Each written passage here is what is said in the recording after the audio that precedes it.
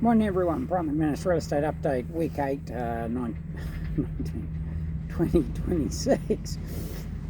Funny, I'm about to say 19. I was doing some research into turnover in years. It's a topic that has come up. An agent made a statement which was interesting. It was correct and yet not correct. It was a good take on why some house prices, some suburbs and some house prices are still maintaining very, very good returns. And we'll be publishing one today. I think it's off Domain or realestate.com. And Paddington sitting at about 17% capital gain. So, that's pretty good. That's in the houses. Apartments, surprisingly enough, come back a wee bit, but we'll talk about that soon. So we're looking at turnover over years, so how long people are staying in homes, and the agent mentioned that I think it had gone to 12 or 13 years, when in fact if you take the data back even further, we were quoting about 18 years everyone turned over. So back in the 90s, early 2000s, right back to the 80s, it averaged about 18 years people stayed in their homes. So there really isn't a lack of stock on the market. And then you have to look at the global situation as well as the Australian situation, as well as our micro markets.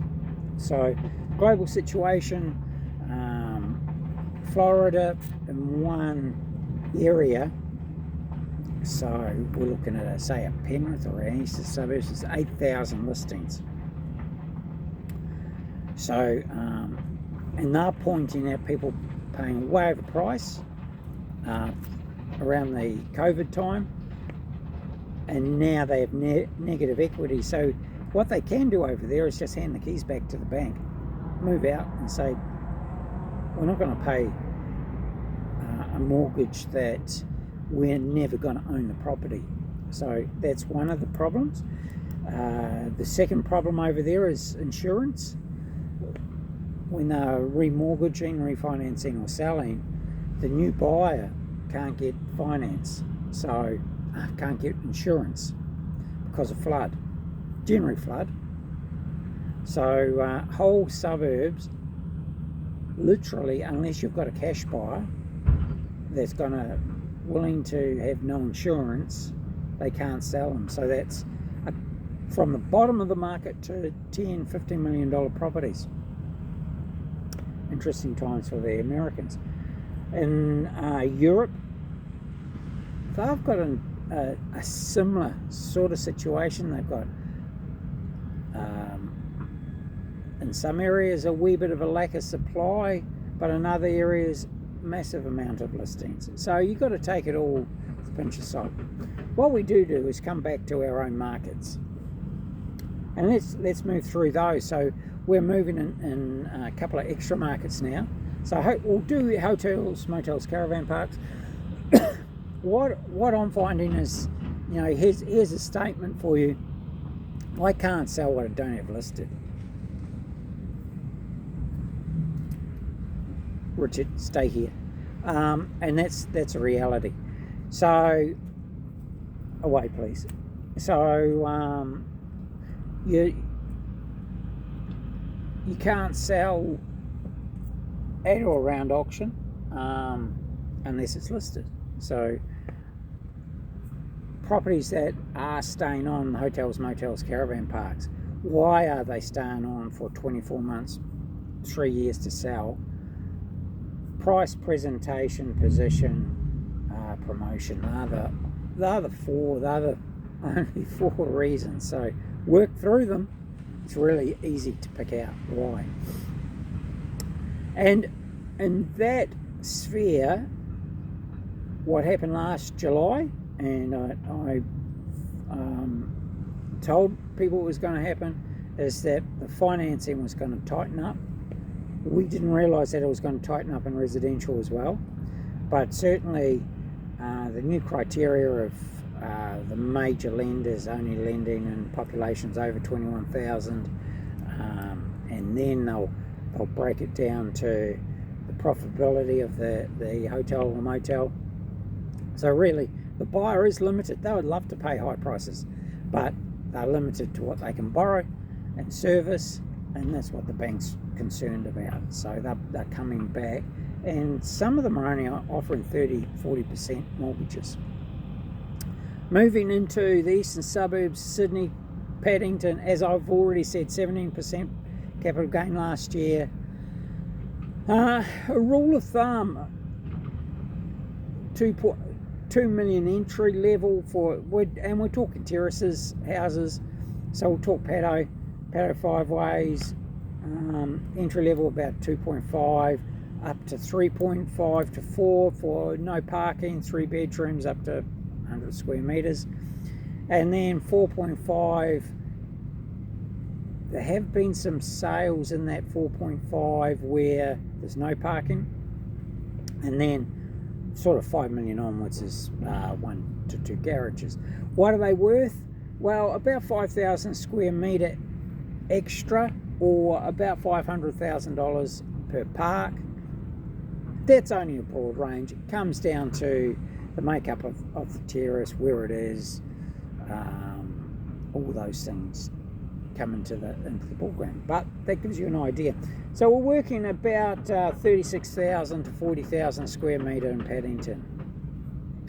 Other markets can take a little bit of guidance from that. So are we underselling some of our properties now? What are they worth a square metre? So should our building expectations of new homes be higher?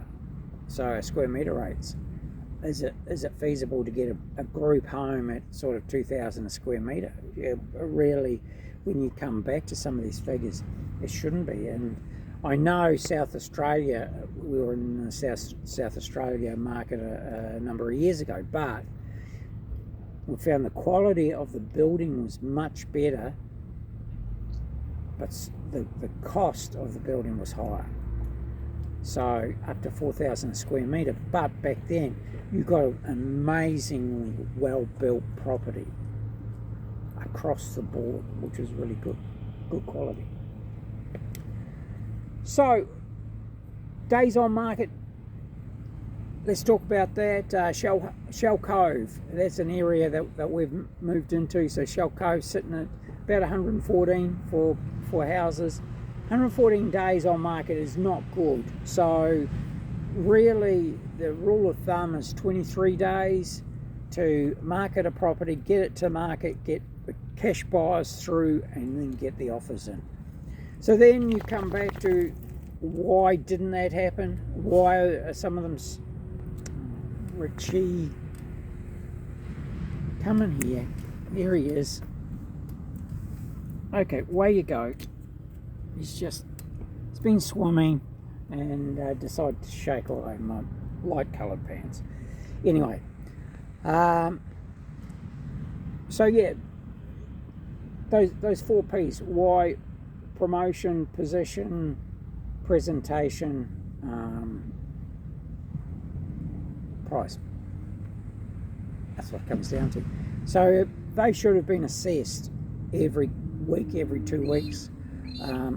We haven't sold. Why haven't we sold? Adjustments. It could be presentation, declutter. It could be promotion. Need to spend more.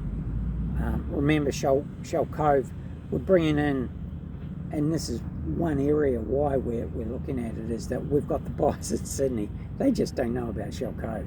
You don't realise, but they don't have time to look around. So their focus may be Central Coast. They don't want to go there anymore. They want something different, a better experience. And man, the experience down Shell Cove, Kiama, this little pocket, fantastic. And that's what's right behind me. So yeah, we're looking at we'll bring 2 or 3 to auction every month in Sydney. We're going to bring the product to the buyers. I think that's the difference. Okay, if you're a vendor and you're happy about just selling local, we're not for you. We're going to promote these properties in Sydney buyers that are cashed up and want either an escape or are looking at exiting the Sydney market and retiring. So, ideal. Paddington Fiveways mainly, and Paddington. Just really good demand at the moment. In rooms auction, get the demand, get them in rooms, and we've got control. And that's what we want. So, we've got a great environment for people to buy it. A great environment for people to sell it. It's no interruptions, no cars going past, none of that. The Intercontinental Double Bay, exclusive address, and that's really important. So, Double Bay, Rose Bay, Bellevue Hill, all those prices are holding and going up, which is really good. You certainly can't complain about those ones. And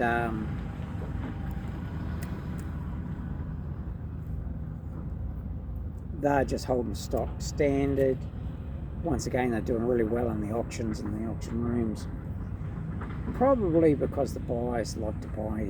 They come in, it's controlled, they can do what they want to. Auctioneer's got control of the room. And we've really only got people interested in the properties, either buying or selling. Really good. And that's really about it. The mortgage market has now settled down. There's finance out there. There is talk about the lenders coming back a wee bit. I'm not seeing that so much in the resi market. There's some good quality stock coming through. So they really just, it all stacks up. And got some good solicitors now in Double Bay that can help out should you want to conveyance of that. Is familiar with the auction process, is familiar with everything that's required. We are doing building inspections at Shell Cove. There has been the odd property down there that let's say the building inspections were a bit dubious, so we're up front. We just get those building inspections done. They're under warranties, so we can get the developers back and get them fixed, so that the incoming buyer has a beautiful product. And that's what we want. So everyone, week 8, we're trucking along through. We've got, let me tell you, we've got